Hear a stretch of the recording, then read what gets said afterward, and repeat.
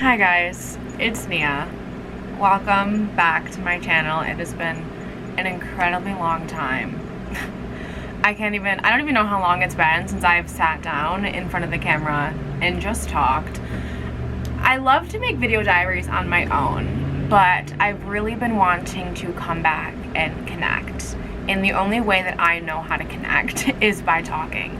And that's my favorite thing to do. I love to talk to myself in my video diaries and just like give myself the tea on like what's going on, just to check in. And it's literally just like a digital journal for me to just like spill my guts. And that's just what I feel called to do right now, but publicly, because what I have learned in what I have gone through in the last 2.5 years of my life is that vulnerability is my superpower. I have gone through so much stuff and it has changed me a lot as a person, and naturally, like, I'm a fucking Scorpio, so I feel everything so intensely and deeply, and my passion for years has been making videos. Like, I've been wanting to fully start and commit to a YouTube channel since I was like 8 years old. And if you look back on my channel, I do have some vlogs out, but I have so much unseen footage that just like never made it. It never saw the light of day, but it wasn't time for it because I wasn't fully in my authentic truth and my authentic power. And I feel like after what I've been through now, it forced me to be fully me and love and accept myself, because at the end of the day, I have work to do on this planet. I am here for a reason, and I could not let like the trauma that I have faced stop me, even though it's fighting me so hard. The grief is unbearable at times, but I know that all my mom would want for me is to continue doing what I'm doing, and that's just what I'm gonna do. So therefore, let me back up, let me introduce myself and just spread my message. Like I said in the beginning, my name is Nia Chanel. I'm 22 years old and I live in New York. Like I've been saying since the beginning of this video, the last 2 years of my life have been super, super tumultuous. My mom was diagnosed with glioblastoma, which is a cancerous brain tumor, and it is uncurable. So I genuinely feel like I have been going through the most 1% ass isolated event that you can ever experience in one's lifetime. And I was 19 when it happened, and like now I'm 22. So I have been forced to grow up and mature very fast. And like I'm an empath. I naturally feel so much, but I'm also very spiritual. And I'm super fucking tapped in, bitch. But like, it was the most insane, unexplainable to this day event. It's the most what the fuck thing. Like, when I explain this, people, their jaws drop. And I always feel like I'm trauma dumping whenever like I'm explaining my story, but this is just my life, bitch. But it literally sounds like a fucking fiction novel. So randomly, October 5th, 2022, this day is burned into my brain. I will never forget. I have a lash appointment, and at this point I don't have my own car, and I'm waiting for my mom to come home from work, and I think my lash appointment was like maybe 12:15, 12:30ish.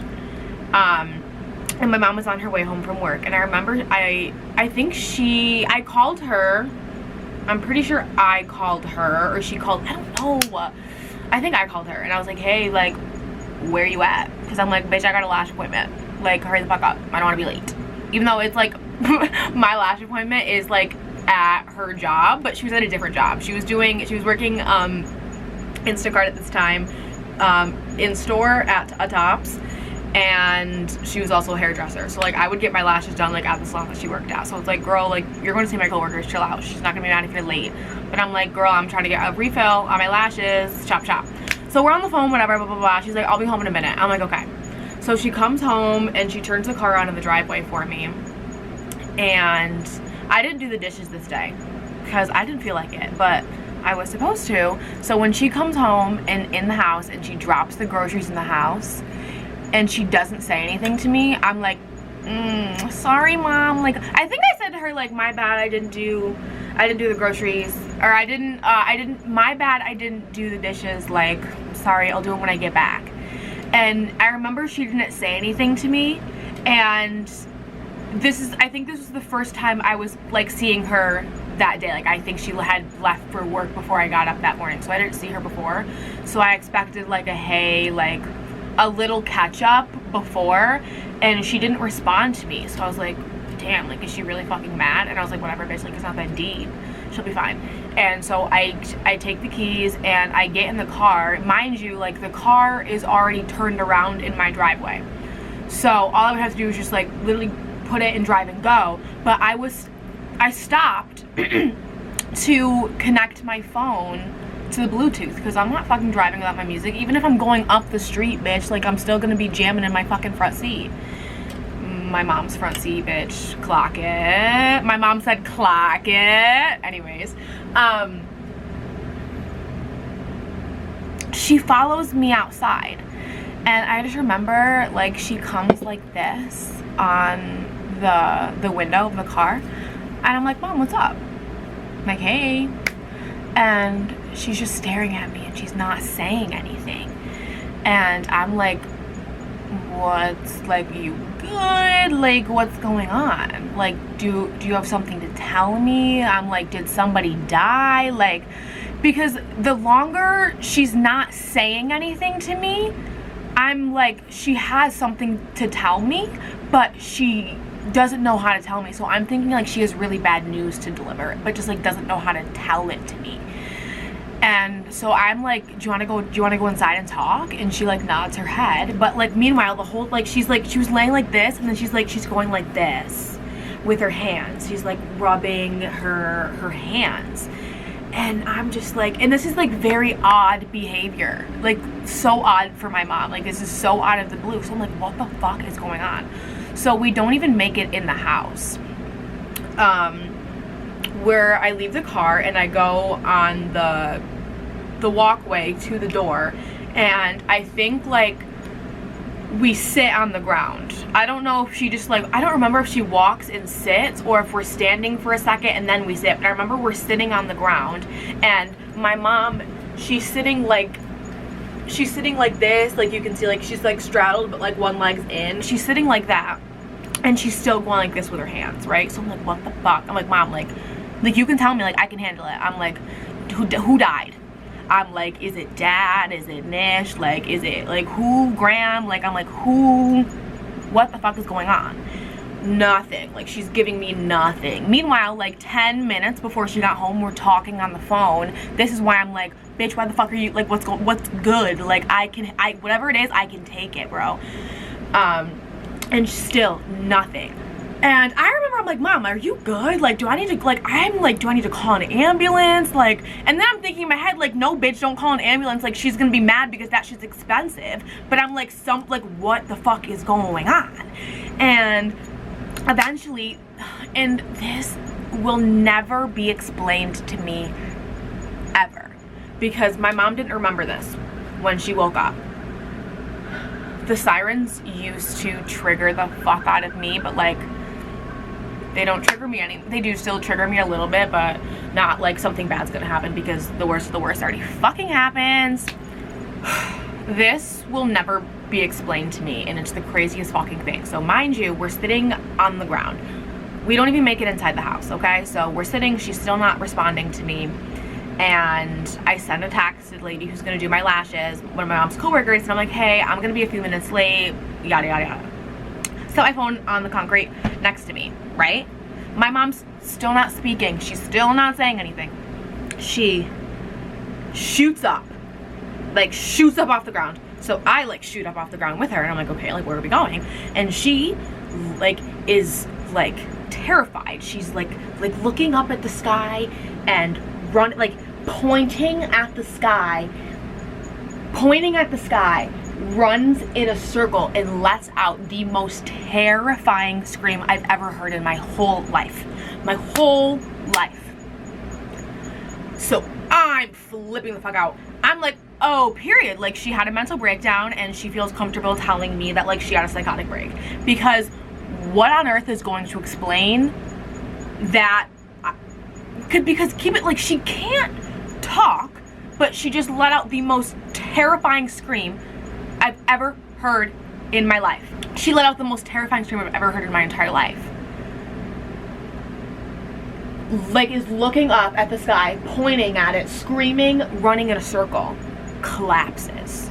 Like, literally collapses into my arms and starts having a seizure. And my mom has had like before this, like no seizures ever in her life. Like, she wasn't taking any medication. Like, she was like perfectly healthy. So that is why I was like so dumbfounded at what the fuck just happened. And she literally starts having a seizure and I didn't know what to do.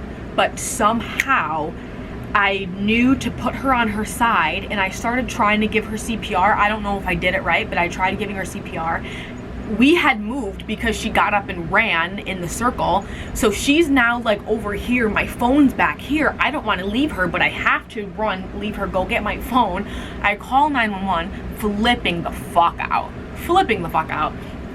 I need the police and an ambulance. Like, I was cracking up at myself after, because bitch, you don't need the police, like you just need an ambulance. But I didn't know what the fuck to do. I called 911. My parents used to call me a little cop caller when I was like 2, because like I used to call the cops a lot. I ain't called the cops since, bitch. Like, I didn't know what to say. So yeah, bro, they come and they get her, and she like woke up from it and like walked herself to the stretcher and then like lays on the stretcher. But she doesn't remember, she has no recollection of doing that. I don't think she has any memory until like she woke up like the next day or so in the hospital. But it was so fucked up. That day was like so insane. And so that's how it started. And that's how we found, like, she had a seizure, and then they did an MRI, and that's when they found, they said at first it was a mass. We found a mass on her brain. At first they said it was non-cancerous. Then they did some type of obvious testing or MRI or whatever the fuck, and then we found out it was cancerous. We found out it was glio. And the doctors, we searched for a bunch of doctors upstate, but nobody really knew how to treat it, and they were very negative to my mom. Just like completely like basically like you're not gonna make it, and like they had like no hope. So eventually we got my mom into the clinical trial at Lenox Hill Hospital in New York. And honestly, that clinical trial like prolonged her life, because if you like, I didn't look up the time span, like the life expectancy of glio, until after she passed, because I never wanted to know, but I knew, you know what I mean? Like, there's no cure for it, so I knew it wasn't pretty. And we had like gone to a conference. Excuse me, we spoke on a patient panel at Lenox Hill Hospital last June, which was it last June? No, I think it was the June before. We spoke on a panel, but nonetheless, we went to a banquet at Lenox Hill last June. June 5th, 2024, which just makes me so sick because here we are, her passing away on June 22nd, 2025. Like, I literally can't. But anyways, we get her in the clinical trial, and it genuinely did save her for a while, because we had my mom back, you know. Like, I don't think it was very long. She got diagnosed in October, and I think by like some miracle we started her in the clinical trial maybe around, I want to say it was either March, just from December to March, I don't remember, of 2023. No, I had to have been January, February, March. So maybe it was January, because she had the clinical trials 3 months apart. So she had 3 doses, and so it had to have been like January, March, and June she finished. So she had 3 rounds of the clinical trial. And yeah, genuinely, like, she would go to the hospital, get the infusion, and come home and like be fine. And she, like, it was amazing having her back for that time, because genuinely, like, it's something that I will always cherish, because we had such an amazing year. And then back in 2024, like last July, she started like complaining of headaches and like not feeling well again. And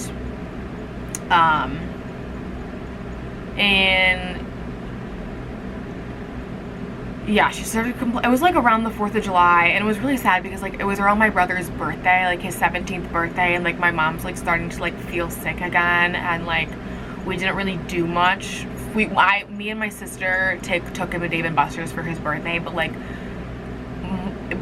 we wanted a party like with my mom and like with the family, but like she just like wasn't feeling good again. And so it was just like, it was just, those moments were like super tough, because like it's just, we didn't know that that she then wouldn't be here for his 18th. So it's just like, it just breaks my heart. Yeah, it's so heartbreaking. I don't know how I can like, I feel like I'm starting to get emotional now. I was literally just gonna say, I don't know how I can talk about it for this long without crying, but it's literally because like this was my life. Like, I lived this shit, and I wear it like a badge of armor. I don't even know what I was saying. Like, I feel like I'm starting to like disassociate as I talk about this, because it's so like, it still doesn't like feel real all the time. Because like I said, it feels like it's the most isolating 1% ass thing that a person can experience at the age of fucking 22 years old. Because like sometimes I feel like my peers, or like the people I see on like social media, and I don't want to say people, okay, I have to really watch the way I'm gonna word this, because I'm not trying to be like rude or like I'm better than people, because I've gone through some shit. But it's like sometimes I feel like people, I don't want to say lack depth, and that's not what I mean. You're not shallow, but like sometimes I feel like I just can't relate with certain people anymore, because like we don't even like have the same realm of like thoughts, problems, issues, like, and we doesn't have to be like, that's fine, but sometimes it's like it's just difficult, because it's like most people in their whole lifetimes, I feel like, don't go through something as awful as this. I hope you don't. I genuinely hope nobody does. But especially at like such a young age. Like, this started for me when I'm like 19 years old. Like, most everybody I know is like going out every night and like doing whatever they want, and like I'm home and I'm like organizing my mom's pillbox, and I'm making sure she's taking everything on time.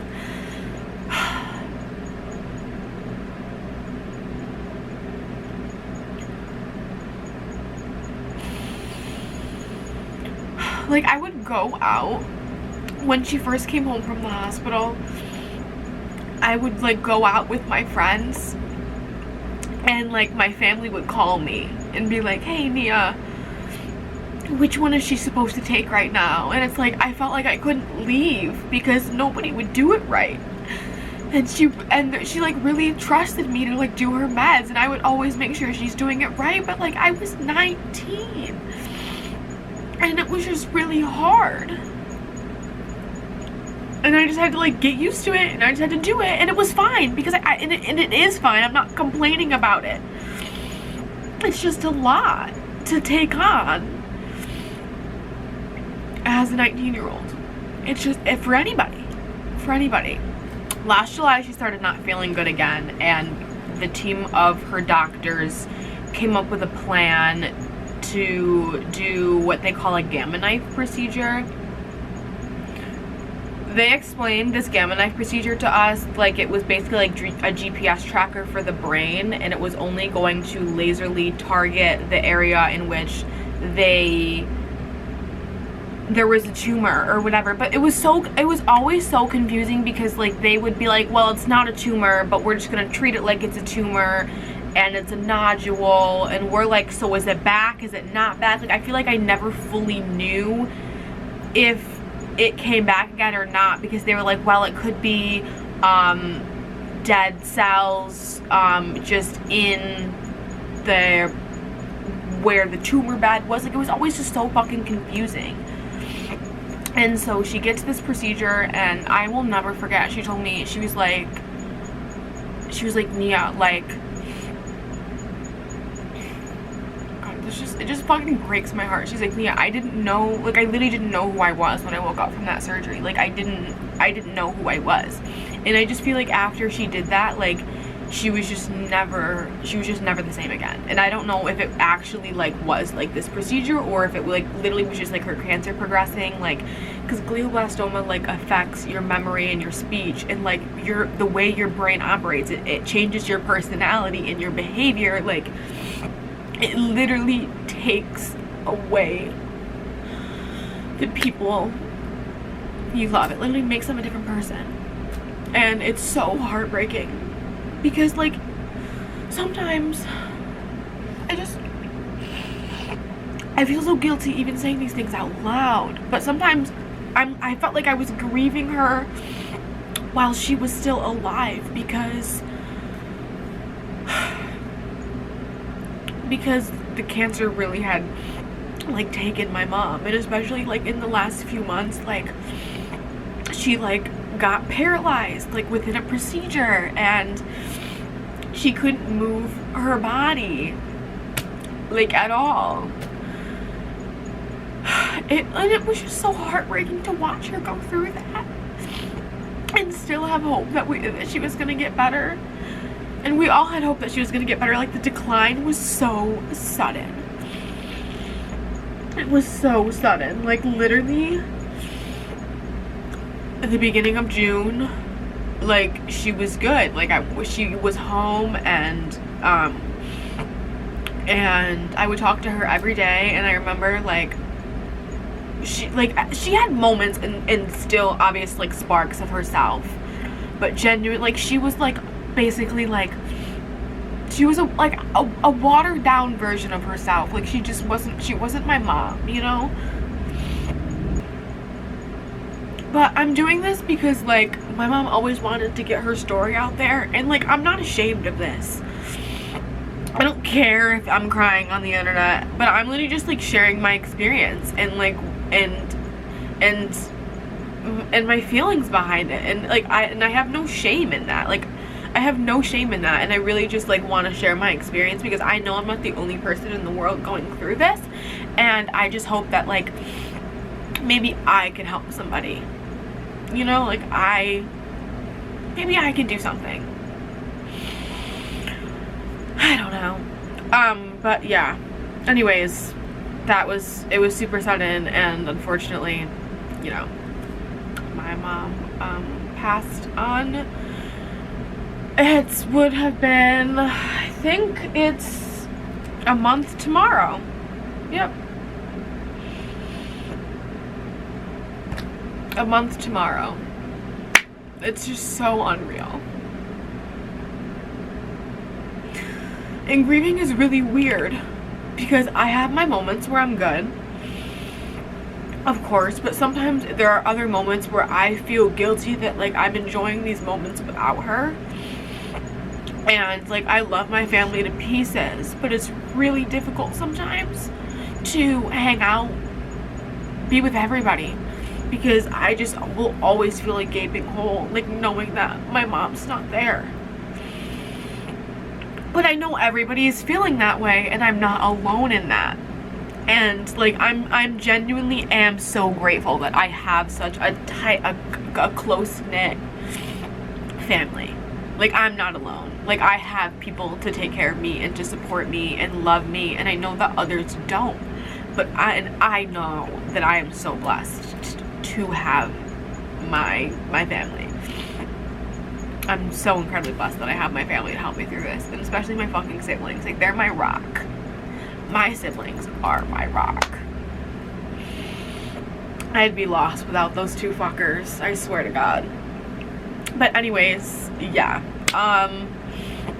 But genuinely, like, the message in this, in what I have learned in all of my trauma, all of what I just talked about, this life-changing, earth-shattering, soul-crushing event that I had just experienced at the age of 22, like, the life lessons that I'm having to learn throughout this whole experience, like, genuinely shaped who I am as an individual and my priorities and the way that I think and feel and act overall. And like after I genuinely realized that, like, after I lost my mom, it's like I have nothing else to fear, because what is scarier and worse than having to live the rest of my life without my mother? You know what I mean? Like, the woman who birthed me, like, my literal heart and soul. Like, I loved her more than I loved life itself. And I know she loved me too. I know she loved me too. But seriously, like, that, I think, like, this made me fearless, because I have nothing left to fear. And genuinely having nothing left to fear is liberating, because I know that I no longer have a thing to fucking worry about, because I have my mom on my side, and she knows my heart. She made my heart. She shaped my heart. My mom will always be a piece of me. Like, I'm literally half of her. And I have my mom on my spirit team. I have my mom guiding me. She knows my heart. She knows my ambitions and my dreams and my goals. And she always knew, without a doubt, that, like, that I would always have it. And I know that I'm going to have everything that I've ever wanted, because I have my mom to help me. And that's also very comforting for me, because, like, I'm chilling. Like, I'm not worrying about anything. Like, I randomly got 2 jobs out of 1 job that fell through. When one door closes, another one opens. Like, this is genuinely like a stepping stone period in my life, and I feel like the momentum is about to start picking up, and that I'm genuinely about to fully step into myself and my power.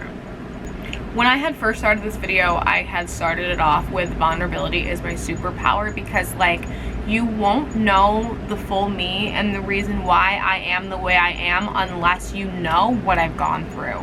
And therefore, it's like, I'm not afraid to tell you what happened and what I've experienced and my thoughts on it, and how I think that I have learned and grown from it, and that I have to take these horrible things that happened to me in my life and turn that shit into a life lesson, or else it's not gonna make sense to me that I went through that just because it happened, because that's not good enough for me.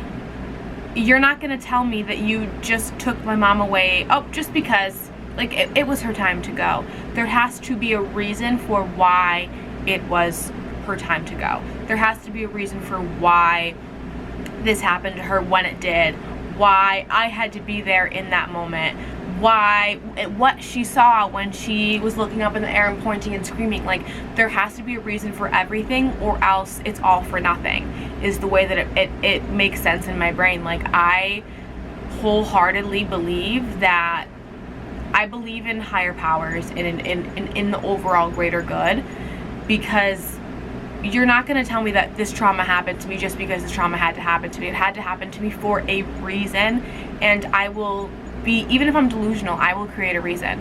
I will make this shit make sense and find a way to turn this pain and alchemize it into my success story, because that's the only way. That is the only way, because that's all I know how to do. I don't know how to do anything else.